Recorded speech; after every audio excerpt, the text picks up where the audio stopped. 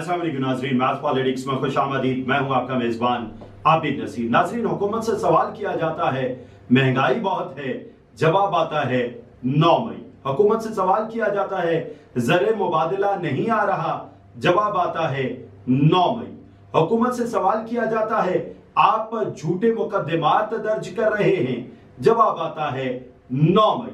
हुकूमत से सवाल किया जाता है बहुत सारे नौजवान अपनी डिग्रियां उठाकर नौकरी की तलाश में फिर रहे हैं, आप कोई इकदाम नहीं कर रहे, जवाब आता है 9 मई। हुकूमत से सवाल किया जाता है पाकिस्तान में इंफ्रास्ट्रक्चर बुरी तरह तबाह है, किसी तरह से भी इंफ्रास्ट्रक्चर पर तवज्जो नहीं दी जा रही, तो जवाब आता है 9 मई। हुकूमत से सवाल किया जाता है कि सियासत में इतनी पोलराइजेशन कभी नहीं थी, पोलराइजेशन अपनी इंतहाई हदों को छू रही है, जवाब आता है 9 मई। हुकूमत से सवाल किया जाता है कि पेट्रोल की कीमत जो 1 जनवरी 2024 को थी आज भी वही है, जबकि आप दावा कर रहे हैं कि पेट्रोल की कीमत कम की जा रही है, जवाब आता है 9 मई। हुकूमत से सवाल किया जाता है कि अवाम बिजली के बिल नहीं दे पा रही, तो जवाब आता है 9 मई। हुकूमत से सवाल किया जाता है कि बिजली के बिल तो कुजा गैस के बिल भी इतने बढ़ चुके हैं कि आवाम की पहुंच से बाहर हैं, तो जवाब आता है 9 मई। हुकूमत से सवाल किया जाता है आप किसी की गोद में बैठ के हुकूमत में क्यों आते हैं, जवाब आता है 9 मई। हुकूमत से सवाल किया जाता है कि बैरून मुल्क बैठे ओवरसीज पाकिस्तानी हम पर एतमाद नहीं कर रहे, जवाब आता है 9 मई।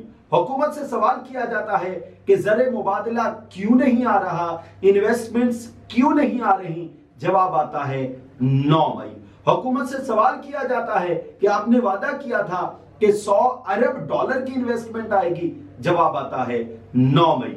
हुकूमत से सवाल किया जाता है जो रिसेंट आपने दावा किया कि 10 अरब डॉलर की इन्वेस्टमेंट आ रही है, वो कहां है, जवाब आता है 9 मई। हुकूमत से सवाल किया जाता है सी पैक का मंसूबा इतना स्लो क्यों है, जवाब आता है 9 मई। हुकूमत से सवाल किया जाता है कि आपकी बजट में तरजीहात दुरुस्त नहीं हैं, जो खबरें बाहर आ रही हैं, जवाब आता है 9 मई। हुकूमत से सवाल किया जाता है पाकिस्तान का ट्रांसपोर्टेशन सिस्टम तबाह बर्बाद हो चुका है, जवाब आता है 9 मई।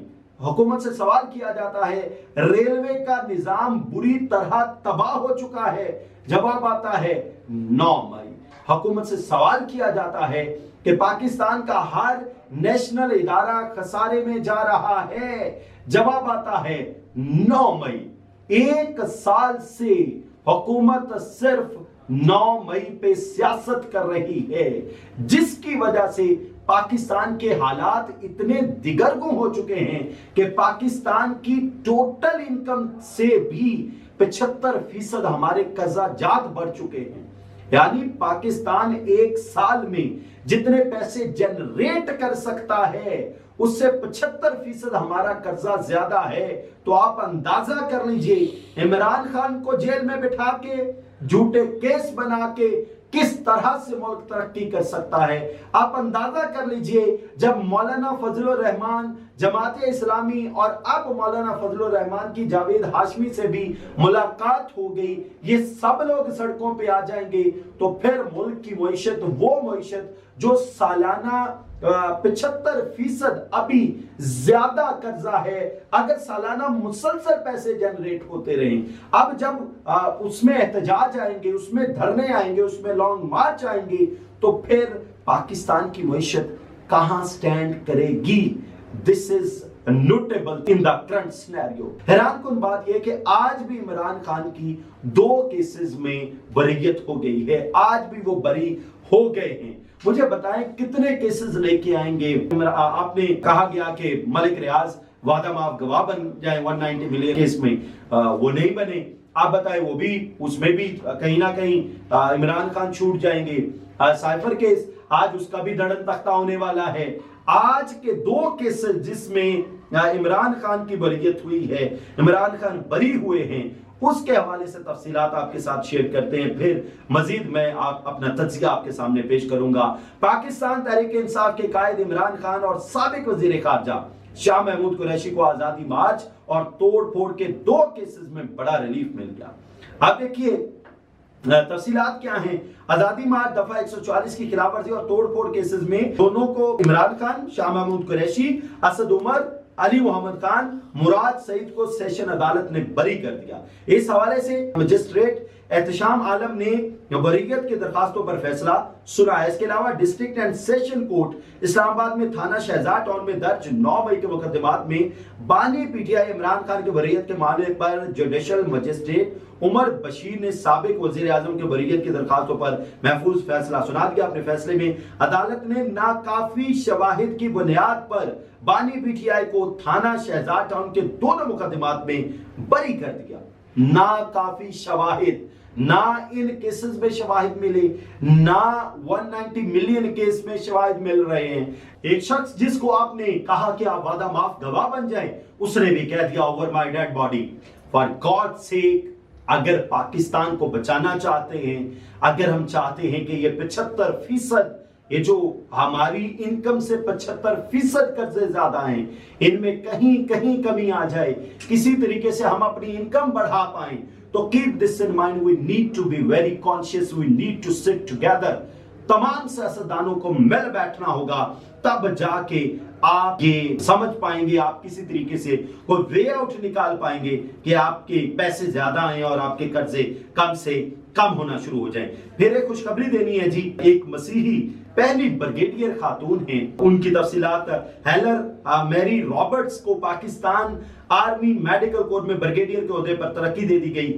इस तरह वो मुल्क की मसीही बरादरी से ताल्लुक रखने वाली पहली खातून ब्रिगेडियर बन गई। निगार कौर पहली खातून लेफ्टिनेंट जनरल हैं और मतलब इससे पहले वो थी। ब्रिगेडियर हेलर मैरी रॉबर्ट्स गुज़श्ता 26 वर्षों से पाकिस्तानी फौज के मेडिकल कोर में पैथोलॉजिस्ट के तौर पर खिदमात अंजाम दे रही हैं और वो पाकिस्तानी फौज में रहते हुए मुल्क कौम की खिदमत करने को अपने लिए एक एजाज समझती हैं। अच्छा, एक चीज है, पाकिस्तानी फौज के अंदर जो है ना, वो मेरिट की बालादस्ती है। इस चीज का मैं बहुत बड़ा मुद्दा हूं। कोई भी शख्स मुसलसल लगा रहे, मेहनत करता रहे, वो कोई ना कोई ओहदा जरूर पा लेता है। अच्छा जी, उसके बाद ना आपको एक खुशखबरी देनी है। आज के दिन, आज मंडे है, आज के दिन सिटी ट्रैफिक पुलिस आपके चालान नहीं करेगी। आज के दिन, आज मंडे है और 3/6/2024 डेट है। आज के दिन कोई चालान नहीं होने वाला, और अगर आपका चालान होता है तो प्लीज कमेंट्स में बताइए ताकि हम सीटीओ लाहौर को कह सकें कि आज आपने एलामिया जारी किया हुआ था कि आज के दिन सिर्फ अगर लेट्स सपोज को वायलेट करता है ना लाहौर में, तो उसको एजुकेट किया जाएगा कि आपने ये गलती की है, तो आप प्लीज इस गलती को सुधार लीजिए। आज के दिन किसी का कोई चालान नहीं होगा। तफसीलात क्या हैं ये भी आपके साथ शेयर करते हैं जी। सिटी ट्रैफिक पुलिस लाहौर ने आज शहर भर में ट्रैफिक कानून की खिलाफवर्जी पर चालान ना करने का ऐलान कर दिया।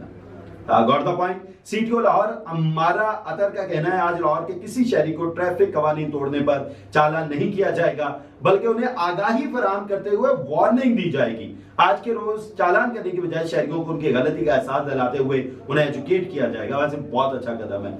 अच्छा, एक इसमें ना एक बड़ी इंपॉर्टेंट बात है, वो जो वार्डन खड़ा होता है ना बहुत ज्यादा धूप में, उस बेचारे की शुगर लो हुई होती है, ब्लड प्रेशर हाई हुआ होता है, वो हमें लड़ने को आता है, बिला वजह लड़ने को आता है, वो बात नहीं करना चाहता।